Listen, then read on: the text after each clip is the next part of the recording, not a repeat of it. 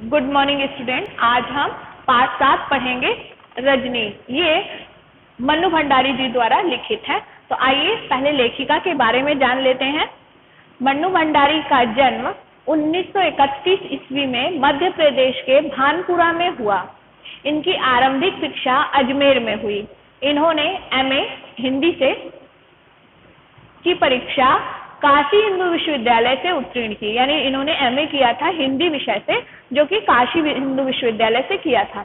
इन्होंने कोलकाता तथा दिल्ली के मिरांडा हाउस में बतौर प्राध्यापिका के पद पर कार्य किया।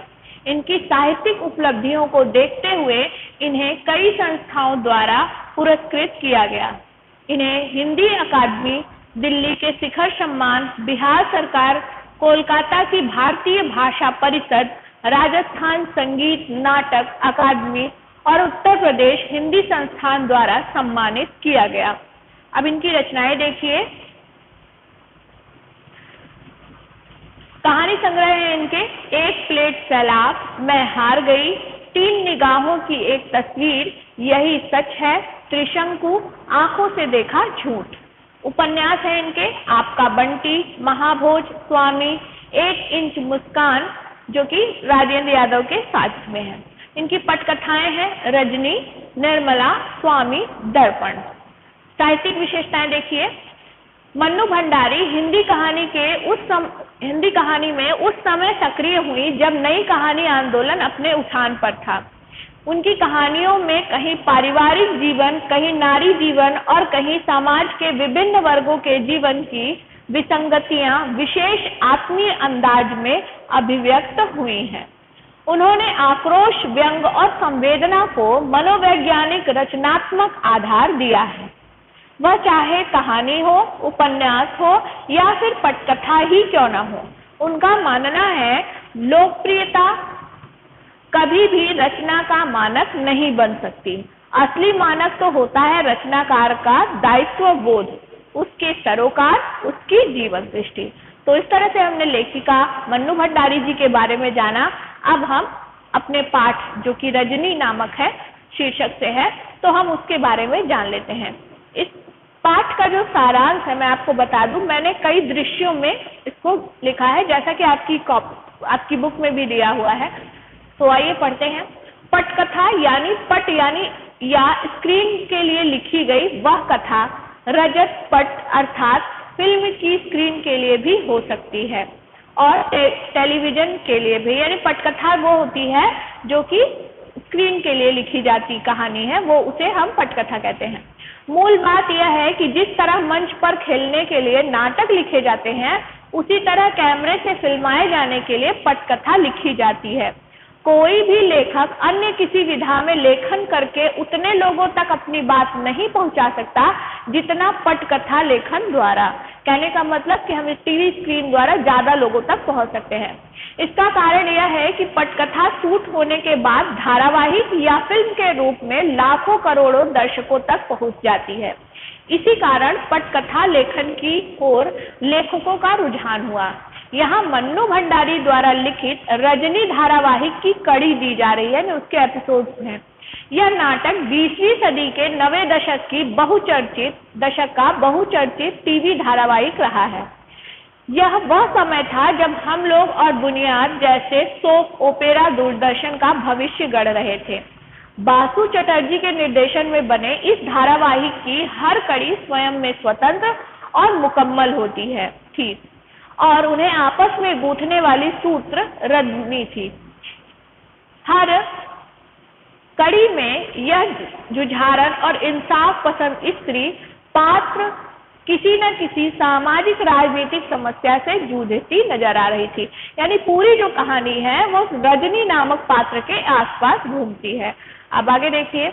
यहाँ रजनी धारावाहिक की जो कड़ी दी जा रही है वह व्यवसाय बनती शिक्षा की समस्या की ओर समाज का ध्यान खींचती है।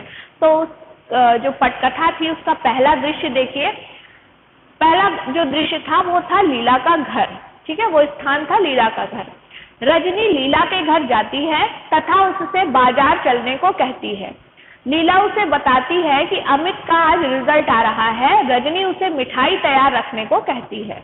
क्योंकि अमित बहुत होशियार है, अमित के लिए रजनी आंटी हीरो है। तभी अमित स्कूल से आता है, उसका चेहरा उतरा हुआ है। वह रिपोर्ट कार्ड माँ की तरफ फेंकते हुए कहता है कि मैंने पहले ही गणित में ट्यूशन लगवाने को कहा था। ट्यूशन न करने की वजह से उसे केवल 72 अंक मिले हैं। लीला कहती है कि तूने सारे सवाल ठीक किए थे, तुझे 95 नंबर जरूर मिलने थे। रजनी कार्ड देखती है, दूसरे विषयों में 86, 80, 88, 82, 90 अंक मिले, सबसे कम गणित में मिले। अमित गुस्से व दुख से कहता है कि सर बार बार ट्यूशन की चेतावनी देते थे तथा न करने पर परिणाम भुगतने के लिए तैयार रहने की चेतावनी भी देते थे। लीला इसे अंधेर गर्दी कहती है। रजनी अमित को तसल्ली देती है तथा सारी बातों की जांच करती है। उसे पता चलता है कि मिस्टर पाठक उन्हें गणित पढ़ाते हैं। वे हर बच्चे को ट्यूशन के लिए कहते हैं। अमित ने हाफ ईयरली में 96 नंबर लिए थे। अध्यापक ने फिर भी उसे ट्यूशन रखने का आग्रह किया, यानी ट्यूशन करने के लिए बोला। अमित अपनी माँ पर इसका दोषारोपण किया। अमित ने मतलब इसका अपनी माँ पे दोषारोपण किया।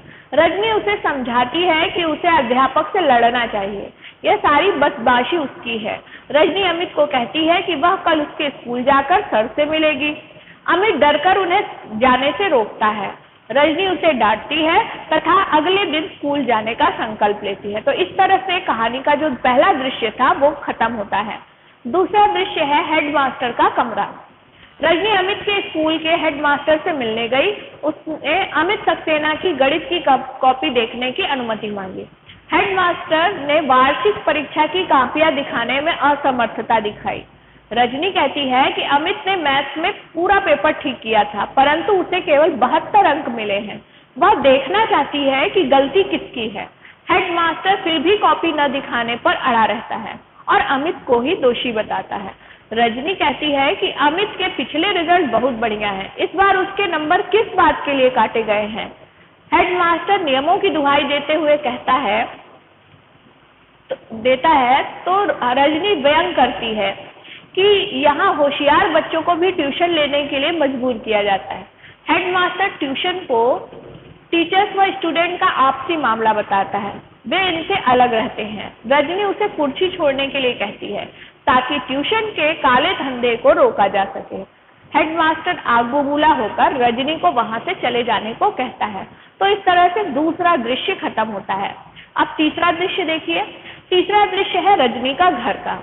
शाम के समय रजनी के पति घर आते हैं, वह उनके लिए चाय लाती है, फिर अपने काम के बारे में बताती है। इस पर रवि उसे समझाते हैं कि टीचर ट्यूशन करे या धंधा, तुम्हें क्या परेशानी है, तुम्हारा बेटा तो अभी पढ़ने नहीं जा रहा।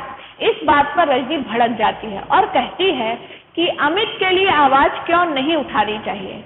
अन्याय करने वाले से अधिक दोषी अन्याय सहने वाला होता है। तुम्हारे जैसे लोगों के कारण इस देश में कुछ नहीं होता। तो इस तरह वो अपने पति से जो है अपनी तकलीफें व्यक्त करती है। और चौथा दृश्य देखिए। रजनी दफ्तर के बाहर, चौथा दृश्य जो है वो डायरेक्टर ऑफ एजुकेशन का कार्यालय है। तो रजनी दफ्तर के बाहर बेंच पर बैठी अधिकारी से मिलने की प्रतीक्षा कर रही है। वह बेचैन हो रही है। प्रतीक्षा करते करते जब बहुत देर हो जाती है तो वह बड़बड़ाने लगती है। तभी एक आदमी आता है तथा स्लिप के नीचे 5 रुपए का नोट रखकर देता है। चपरासी उसे तुरंत अंदर भेजता है।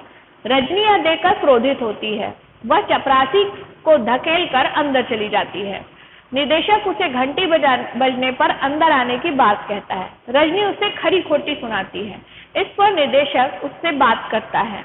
रजनी प्राइवेट स्कूलों और बोर्ड के आपसी संबंधों के बारे में जानकारी इकट्ठा कर रही है। निदेशक समझता है कि शायद वह कोई रिसर्च प्रोजेक्ट पर काम कर रही है। वह बताता है कि बोर्ड मान्यता प्राप्त प्राइवेट स्कूलों को 90% ग्रांट देता है। इस ग्रांट के बदले वे स्कूलों पर नियंत्रण रखते हैं। स्कूलों को उनके नियम मानने होते हैं। इस पर रजनी कहती है कि प्राइवेट स्कूलों में ट्यूशन के धंधे के बारे में आपका क्या रवैया है। तब निदेशक कहता है कि इसमें धंधे जैसी कोई बात नहीं है। कमजोर बच्चे के माँ बाप उसे ट्यूशन दिलवाते हैं, यह कोई मजबूरी नहीं है। इस पर रजनी उसे बताती है कि होशियार बच्चों को भी ट्यूशन के लेने के लिए मजबूर किया जाता है। अगर ट्यूशन ना ली जाए तो उनके नंबर कम कर दिए जाते हैं। हेडमास्टर ऐसे टीचर के खिलाफ एक्शन लेने से परहेज करता है। क्या आपको ऐसे रैकेट बंद करने के लिए दखल अंदाजी नहीं करनी चाहिए? इस पर निदेशक कहता है कि आज तक कोई शिकायत नहीं आई। रजनी व्यंग करती है कि बिना शिकायत के आपको कोई जानकारी नहीं होती। निदेशक अपनी व्यस्तता का तर्क देता है तो रजनी उसे कहती है, मैं आपके पास शिकायतों का ढेर लगवाती हूँ। तो आप देख रहे हैं किस तरह से रजनी सक्रिय थी। अब पांचवा दृश्य है अखबार का कार्यालय। रजनी संपादक के पास जाती है। संपादक उनके कार्य की प्रशंसा करता है और कहता है कि आपने ट्यूशन के विरोध में बाकायदा एक आंदोलन खड़ा कर दिया है, यह जरूरी है। रजनी जोश में कहती है कि आप हमारा साथ दीजिए तथा इसे अपने समाचार में स्थान दें।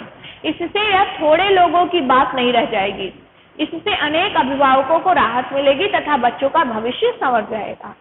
संपादक रजनी की भावनाएं समझकर साथ देने का वादा करता है। उसने सारी बातें नोट की तथा एक समाचार पत्र को भिजवाया।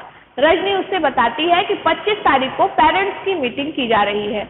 वे यह सूचना अखबार में जरूर दे दे तो सब लोगों को सूचना मिल जाएगी। तो इस तरह से पांचवा दृश्य खत्म होता है। अब है छठा दृश्य, ये है बैठक स्थल। एक हॉल में पेरेंट्स की मीटिंग चल रही है। बाहर बैनर लगा हुआ है, काफी लोग आ रहे हैं। अंदर हॉल भरा हुआ है, प्रेस के लोग आते हैं। रजनी जोश में संबोधित कर रही है कि आपकी उपस्थिति से हमारी मंजिल शीघ्र मिल जाएगी। कुछ बच्चों को ट्यूशन जरूरी है क्योंकि कुछ माएँ पढ़ा नहीं सकती। कुछ पिता घर के काम में मदद जरूरी नहीं समझते। टीचर्स के एक प्रतिनिधि ने बताया कि उन्हें कम वेतन मिलता है, अतः उन्हें ट्यूशन करना पड़ता है। कई जगह कम वेतन देकर अधिक वेतन पर दस्तखत करवाए जाते हैं, यानी सिग्नेचर करवाए जाते हैं। इस पर हमारा कहना है कि वे संगठित होकर आंदोलन चलाएं तथा अन्याय का पर्दाफाश करें। हम यह नियम बनाएं कि स्कूल का टीचर अपने स्कूल के बच्चों को ट्यूशन नहीं करेगा। इस नियम को तोड़ने वाले टीचर्स के खिलाफ सख्त कार्रवाई की जाएगी। इससे बच्चों के साथ जोर जबरदस्ती अपने आप बंद हो जाएगी। सभा में लोगों ने इस बात का समर्थन किया। तो आपने देखा कि इस तरह से रजनी ने अपनी बात यहाँ पर रखी। अब सातवां दृश्य है रजनी का घर। रजनी के पति अखबार पढ़ते हुए बताते हैं कि बोर्ड ने तुम्हारे प्रस्ताव को ज्यों का त्यों स्वीकार कर लिया। रजनी बहुत प्रसन्न होती है, पति भी उस पर गर्व करते हैं। तभी लीलाबेन, कांति भाई और अमित मिठाई लेकर वहां आते हैं। तो आपने देखा कि किस तरह से रजनी ने अपनी बात को सही बात को सही तरीके से रखा और लोगों के सामने प्रस्तुत किया और उसे मनवाया भी। आशा करती हूँ आपको यह पाठ अच्छे से समझ में आ गया होगा। अब आप इसे घर पर पढ़ेंगे और दोहराएंगे। धन्यवाद।